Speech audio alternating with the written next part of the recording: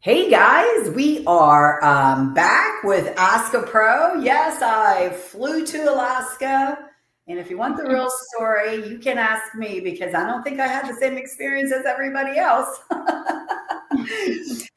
So today we're lucky enough to have the lead buyer's agent from the Tony Baroni team with us, Miss Kate Conroy. Hey Kate, how are you today? I'm doing good. Thanks, Dusty. I appreciate it. You're welcome. And look, she's beautifully tan. She's been out there supporting her son in baseball and just had being a baseball mom, right? Yep. All the things. Real estate and baseball. There you go. Well, kids, you know. All right. So, Yeah. Kate, how long have you been with Tony?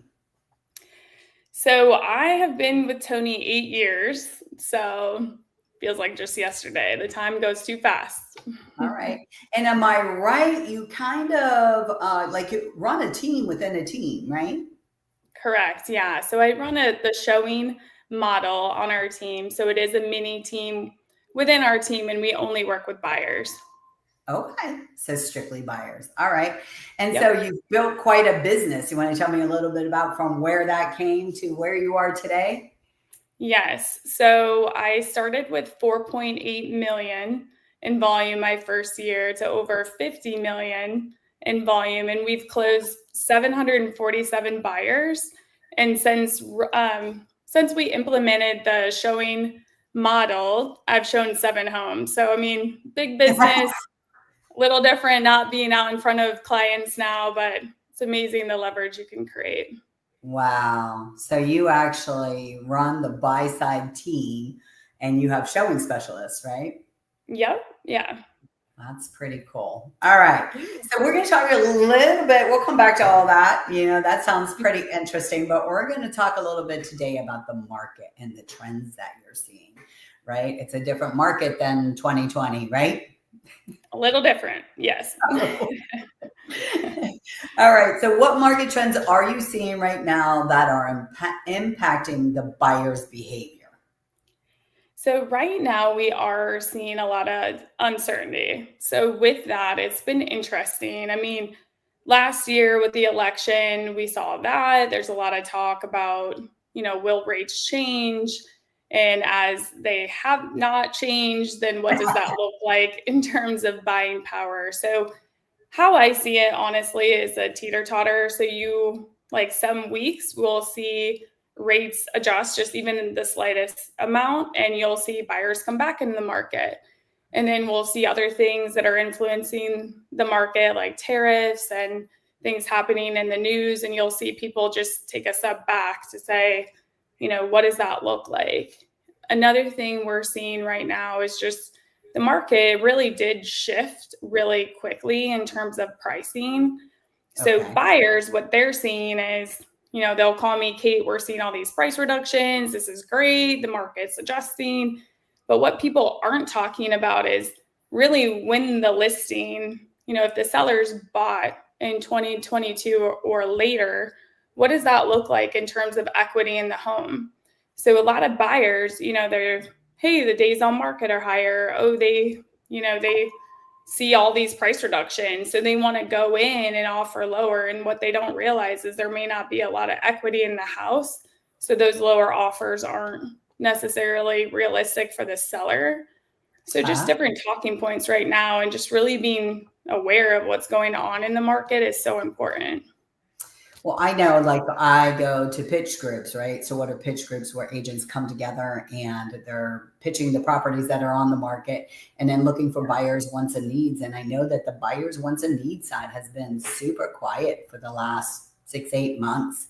So, you've definitely seen it shift in the market. And how do you think the sellers, I know you're on the buy side, but how do you think the sellers are actually responding to this shift? Are they recognizing the fact that they need to price the house for sale, or are they still trying to get the most out of the home that they can? I mean, people, of course, still want the most. And what we're looking at is even the average list price to sales price is really important to pay attention to. But I mean, I'm a talk through stories person. So when I'm on a strategy meeting with the buyers, I'm talking through just what I've seen even that week. So, Okay. and there's not necessarily a rhyme or reason in our team. I mean, we have huddles every single day, but specifically on Wednesdays, we do a coming soon meeting. So that Okay. is where we talk through any coming soon listings and buyer needs. And from there, we get a lot of sense on, yeah, what are the sellers saying? What are they thinking? And from a buyer perspective, I'll tell, my new clients, okay, so this week we put in 3 offers. This is what it looked like. 2 of them came back and there was 10,000 in wiggle room, because that's real life. That's what's happening. I'm writing anywhere between 5 to 7 offers every single week. So this is realistic. I mean, the level that we do it at, like, we have a pretty good picture of the market. And it's Mhm. not that sellers are agreeing to 50,000 off ask or something crazy. So I just want to paint that picture ahead of it, because once you get to writing the offer, if they say, hey, Kate, I want to offer 50,000 under ask, that's my job to then say, like, listen, if they reject it, just be prepared for that, and this is comps and this is where they bought it at, just to be realistic with that as well. I think that's a really good idea. I think you have to be ready for those hard conversations right now and make it realistic, right? Yeah. Oh, more than ever. It's just really, again, people say just uncertainty with the market and what that looks like. You can say that all day, but if you're not asking the right questions, if you don't know, how many listings are on the market, if you don't know what the average list price to sales price is, like, you're wasting your time, you're wasting their time. I mean, and right now too, it's stressful. So for a buyer, if they go look at homes and then they put an offer in, they don't understand, what may or may not happen with that offer. What does that look like? Then it Okay. makes it even harder to get them back out looking to write another offer. So Wow. definitely start with the success in the beginning versus making it harder in the end. So All right. So, how are you adjusting the buyer's consultation and showing strategies based on those current market conditions? I do think that we talked a little bit about that, but is there anything else you'd like to add about how you're adjusting your buyer's consultations right now? yeah. So I'm a huge advocate. Like, I always say, stay ahead of the market, which easier said than done, right? But Mhm. it's just those market trends. So again, it's adjusting weekly. So we're talking as a team weekly. I'm a huge advocate of talking to other agents across the country. I mean, it's what's going on everywhere, not just what's in our backyard, but a lot of those trends. Then you can see what's happening. What are other people doing to be successful?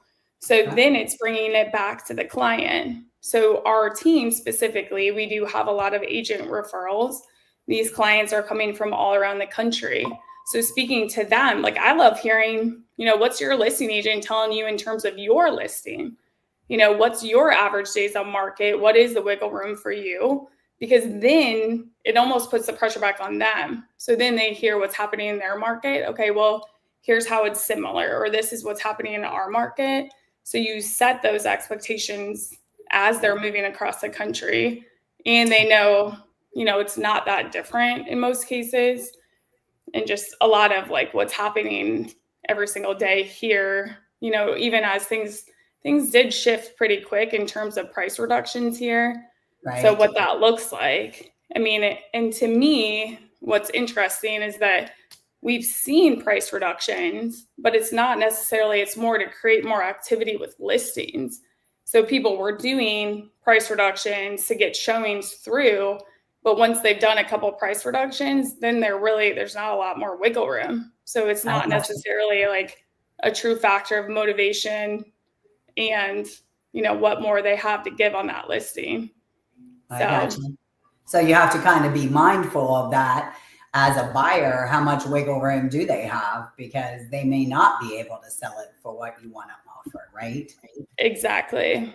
Yes.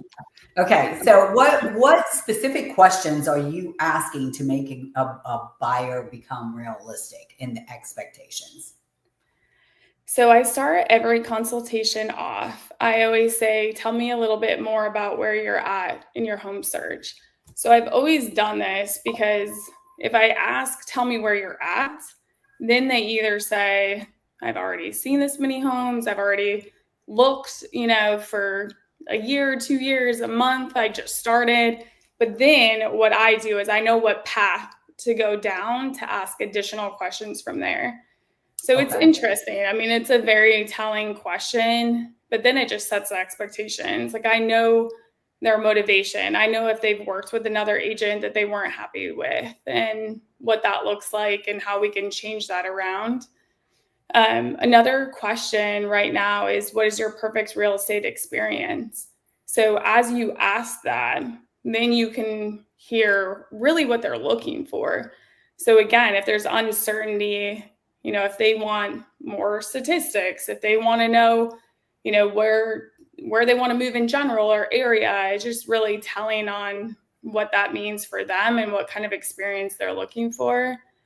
And Gotcha. then from that too, just even again, is it rates? Is it affordability? Is it, they're not seeing, they want the sun, the moon, the stars. They're not seeing that, what you can ask is when would be a good time to buy? So if they say, oh, it's rates, I'm on hold right now because I feel like the rates, they're still high, affordability isn't there. Asking them, okay, when would be a good time to buy then? It's interesting hearing what they say. Is it a month from now? Like, where does that certainty come from that would then change your ability to buy? So So, on that question itself, how do you respond to that if they say that they're waiting for the rates to reduce? I yeah, mean, we all have been waiting for what now? Almost 2 years, right? yeah, They're not going anywhere. I don't believe. Anyway, that's just my belief. So, yeah. what is a good motivating factor for someone who's looking to buy? I always say if I can show you another way around that, if it's rates that is making you stay on the fence, if I can show you through numbers what that looks like, because right Mhm. now, so with our preferred lender, almost every deal right now, we're doing a 2-1 buy down. So Okay. people will want to offer 30, 40,000 under ask. You could do a 2-1 buy down that makes a $300 to $400 difference on your monthly payment. That's way more substantial than even reducing the price, which is not realistic, which will not happen. So we can do this 2-1 buy down, get the rate lower, then all of a sudden the payments where they actually want it to be. So a lot of it is around financing right now. So I'm a huge advocate. I mean, when I first got into real estate, I would say, here's the 5 homes we're going to go see today. I'd have the lender run an LE on all of them. So a loan estimate, they would see monthly payment, cash to close. And then from there, they would say, perfect, whatever house. Well, we're back to that where the numbers really do matter. People Yep. do need to see monthly payment. They need to know where we're at because through COVID, I mean, you didn't have time to do all this. People were just putting offers in and hoping it sticks, and now people are very cautious and they really do want to know, like affordability has changed so much.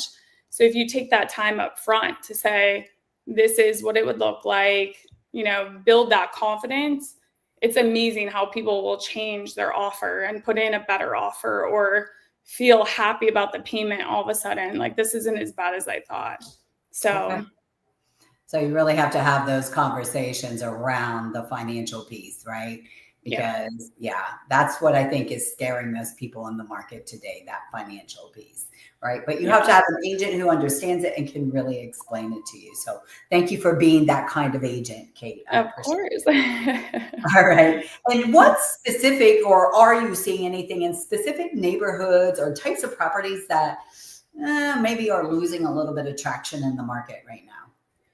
Yeah, I mean, flood zones, of course, are really hard right now. I mean, it takes a different kind of buyer. Mhm. So, some people, I mean, even me personally, like there's a lot of people that always want that waterfront property or even condos just because the location is amazing. But what that looks like, there's just a lot of shifts right now with insurance and with flood insurance, with condos, the HOA. So again, I think it's just really doing your due diligence. You have to be upfront. I mean, we still have clients looking at these properties, but Mhm. we have, for instance, as you know, we love you guys and work with you a lot, but it's just having the vendor partners that are make your world go round. So it's with home insurance, we'll reach out to our brokers. Okay, can you pull what flood would look like on this property? If it's we have some investors, some people that are looking to buy as a primary, but they want to have a really good inspection. Like, what does this look like? Was there flooding? I mean, we have limited knowledge from the seller on some properties, so they want to know what damage was done. So it's just relying a lot on vendors and painting that picture for the client as well. So not that I would necessarily steer away from these, it's just knowing like expectations and how to make them feel at ease when they're buying those types of properties. Knowing the market, right? And really knowing where those water damaged properties sat, right? Yeah. So, all right. Especially when we go into hurricane season. Here we go. Yeah, I know. As we're in hurricane season, we are in hurricane season. We're early, but we're seeing it.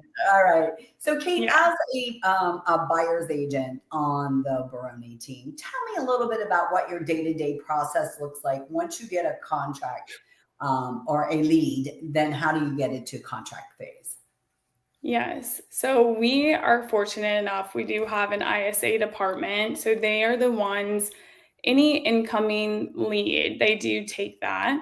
And then what they do is pre-qualify them. They ask them questions in terms of their search. And then they set it up with our schedules based on availability. So my job is then, we call it a strategy session, but we're having, like, I walk through all next steps with them. So what does that look like? And again, everything we've talked about so far, just going deep into their motivation, any uncertainties, what the market looks like. So we walk through all of that.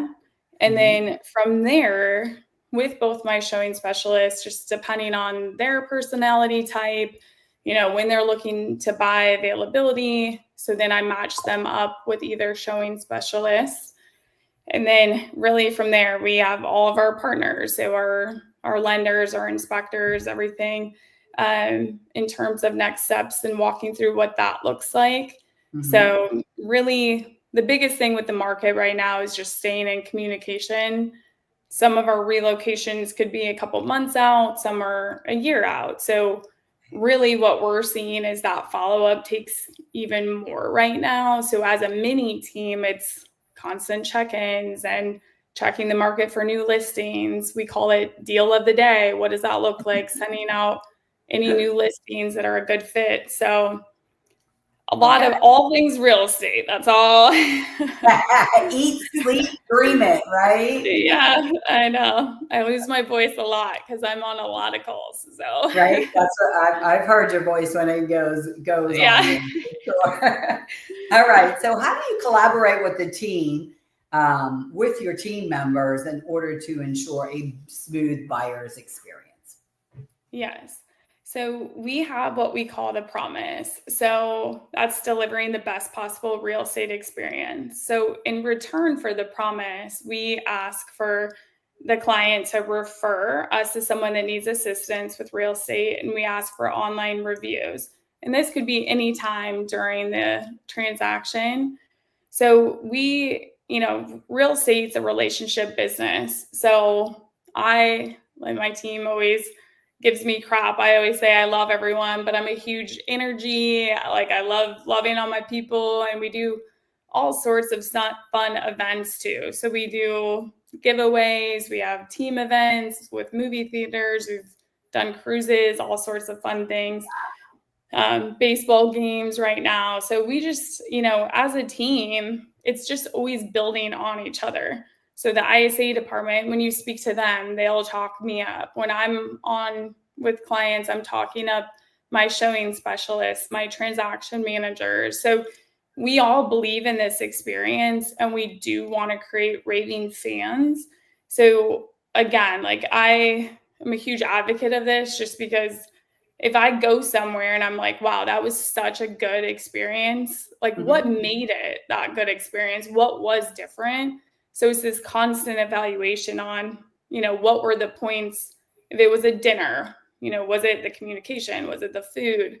What was it that set it apart? We have to look at it the same in our business. So even from our transaction side, like, now we're sending out brownies to clients, like, thanks for making it such a great experience. We're sending them gifts or thank you cards or happy home anniversary, so there's just constant touch points that really will set you apart, even in real estate. So you're not really a one and done kind of agent, right? You're constantly No. touching those people in your world that you've sold properties to, staying in touch with them. You guys work hard to create those relationships. And I think a lot of agents miss that boat of staying in touch with their database, right? Yeah, absolutely. I mean, that's one big thing, even right now with my real estate coach, that we're going through weekly. It's okay, this is a relationship business. Like, what are you doing? And who are you talking to? And who are you reaching out to? Even past clients. Right. I think a lot of us there's too many, like they say popcorn, we're all every other direction, but it's just taking one small focus and building that out. So it's, if I look at my past clients, like that's what gives me energy. I love reaching out to them. Like, hey, I'm driving through your neighborhood. Hey, I was just thinking of your daughter. I just left my daughter's gymnastics tournament. How's your daughter doing? Just like little things, because they're not necessarily expecting that. I mean, right now, a huge focus is even birthdays. So it's, how do you feel when someone reaches out to you on your birthday? Pretty special. So like, yeah. So how many real estate agents are like reaching out to clients, and it's just the little things I think we often look past, but it's something as simple as that to be top of mind that really build your business into something that, one, gives you energy and that's fun, but also so, that's easy to maintain. Like, why aren't we doing that? Well, would you agree it's more back to basics than it ever has been, right? What are the little things that you can do? How do you turn up those flames, right? And how do you stay in touch? Yeah. Yeah. Okay. Exactly. So you kind of talked a little bit about it. Did you want to touch any more on how you're navigating the affordability challenges with the current market? Yeah. Mm-hmm. Yeah. I think that, to stay ahead of the game is really just, again, looking at all the numbers. I think even bringing up things like a refinance, like what does that look like in terms of affordability? I mean, we look at credit card debt. How much interest are you paying on your credit card? Most people are okay with that, but then all of a sudden you start talking 7% rate and everyone's like, oh my gosh, no one can do that. But like, okay, let's look at other factors. And it's just bringing this sense of reality. And even if you sell your house, you have equity, like what you can pay off and change your buying power to then reinvest in a new property. But it's cool. I mean, you can definitely strategize a lot of different things. And even we have investors that, working with them, like leverage your money, even with rates the way they are. No one's saying that, but that's a huge opportunity right now. So it's like, I just got off a call with a client and he's like, yeah, maybe I should leverage my money a little bit. And so we changed the offer, but we can do other things like asking for closing costs to buy down that rate, leverage his money. And then his payments lower than he even thought he would be going into it. So just have a good lender partner, that's for sure. Right, absolutely, and know the types of loans that are out there, right? That's really being able to come to the table and explain all of that, I think, is huge. Yeah. Okay. Yeah. So, do you believe that if you were on your own, that you would be doing anything different than you do today? Well, no, no, so how I always ran my business, even before I had created the leverage, I mean, that was my big thing. I always say you have to earn the right. So Tony and I always talked about this as well, but you can see we have a lot of Keller Williams events and you can see people on stage, but it's, we all were there at one point and then we build this business and you earn it to create that kind of leverage, right? But systems break. And if they don't break, you're doing something wrong. Like there's through COVID and everything, like I look back and like my poor kids, they're like little ducklings behind me all the time, but like they live it just as much. I bet they could do a pretty good buyer consultation. Like they hear it all the time. Yeah. both my kids can sell pretty well. I'm like, this could be a good thing, That is not a bad thing to teach Yeah. your kids, Kate. I will tell you that today. Yeah, but it's this constant evaluation, and you find new loves even within the business. So for me, I wouldn't ever look at it as, I would be doing something different. Like I want, even on our mini team, like I want them to have that same energy and be doing what they love, because from that you create an even bigger business. So, and I think Tony's vision is so big. I mean, we're all so bought into it. And that's what matters, is that, if he didn't cast that on us, then we would all be rolling different directions. So all of us working together, although things have changed, and it's insane. I mean, our leverage now, and having VAs, I have people that write the contracts. I have people that, on the transaction side, people that show the homes. Sometimes people are like, what do you do all day? What do you do, Kate? Yeah, it's funny. Like, I'm like, oh, come hang out with me for a day. But I never if I take something off my plate, it's always, what do you fill it with? And I think that's where a lot of people go wrong in every business, is that leverage isn't creating, free time. I'm not out in my pool. I'm not out by the beach per se, like using up all that free time doing those kind of activities. Me, it's like paying it back to my clients. It is the birthdays. It's like you said, getting back to the basics. Now I have time to do that. So it looks a little different, but we're always building on that. I think that that's important, is the ability to just leverage what you've got. And you're right. When you take something off of your plate, that doesn't mean you get 2 hours poolside. Yeah. That just means, what have I got to fill that time with so that I can be more effective? So I love that. And I heard you say too, systems break, and you try to break your systems because then you know that there's a flaw, so that you can go back and fix it and make it better. Exactly. Yeah.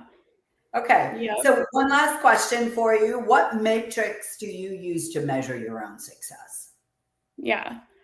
So we, as a team, we have a lot, but I mean, so every Monday we just got off our reporting call. So for us, we call it Monday Mojo. It's everyone reporting numbers. So contacts, contracts, and we have a contest even within the team, and it creates a good competition, because we all are busy during the week. Absolutely, to say it nicely. But, what does it look like? Like Craig and I are extremely competitive. We give each other crap all the time, but that creates like, I want to be doing more. And then from that, I mean, we obviously as a team create goals. I have a real estate coach. We're talking about goals, where we're at every single week, and adjusting. I mean, you can have goals, and my biggest aha with all the metrics and with the goals is just breaking it down. Like maybe things look a little different. So as the market has adjust, like I may have a week where we put 7 under contract. The next week we may put 1 or 2. So it's just staying ahead of that on what that looks like. And I mean, I'm very competitive. I'm hard on myself, but also taking a step back just to know like how things are shifting and things that we can do to constantly be building that vision back up. Yep. So yeah, it's constant. So what is next for Kate Conroy? Where do you see yourself in 5 years, Kate? I know. I'm going to be one of the ladies with my little headshot on my business card. That's for sure. No, I love real estate. Yes. I know you do. Yeah. Eat, sleep, breathe in. I mean, I love building out our mini team. I love working with buyers. I'm excited. I mean, this market gives me so much energy. I mean, it's tough for sure. And we deal with all sorts of personality types, but it's at the same time, I love our clients. We're so blessed. Like when you break it down on what real estate really means and what we get to do, and now I'm the one driving down, like, sold that house. My kids are like, that's not cool, but that's a nice accomplishment. That makes you feel good though, right? Yeah. No, Yeah. it's awesome. But just knowing where we can also build it is so fun. I mean, there's so many different things you can do, even from a showing specialist standpoint. Like we've thought about just building that out where they have, a showing partner or having more showing partners, and just what that looks like as we ramp things up. Like with every market comes ups and downs, but like as it shifts to a more balanced market, it just opens Right. up so much opportunity. So, I Right. mean, all different avenues you can go down, and that always gets me so excited too. So, Yes, it is an ever-changing world. No two transactions are the same, right? So you better yeah. know what you're doing. It is a fun industry, I have to say. Even though I come from the home inspection world, I know that my guys don't see two homes that are alike, right? And there's always No. something new. There's always something changing. So you Yeah. really have to stay in tune with what's going on in the market and be able to articulate that, no matter what industry you're in the real estate world. So, Yeah. Kate, any final closing comments? I just, when your vision's clear and when you know what you want that vision to look like you may have small setbacks, but, then they don't feel so bad. So it's just this growth. It's a constant learning and connecting. And honestly, Dusty, I love that you're doing this because it is like more than ever. I'm obsessed from hearing from everyone and learning and growing, and even our team. I mean, we're very learning based and wanting to get better. So it's a fun market. Again, I think it's just taking the time to have those conversations and take insight from others. So I Right. really appreciate the opportunity. Well, thank you. And Kate, thank you for your business. I would not want this to close without saying Kate has done 500 of those 747 transactions.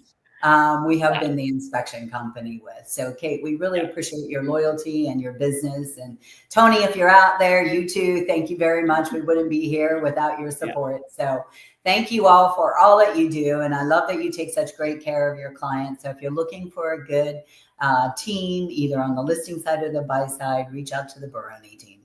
Thank you yeah. all Thanks. and Appreciate have a great day. All right. it.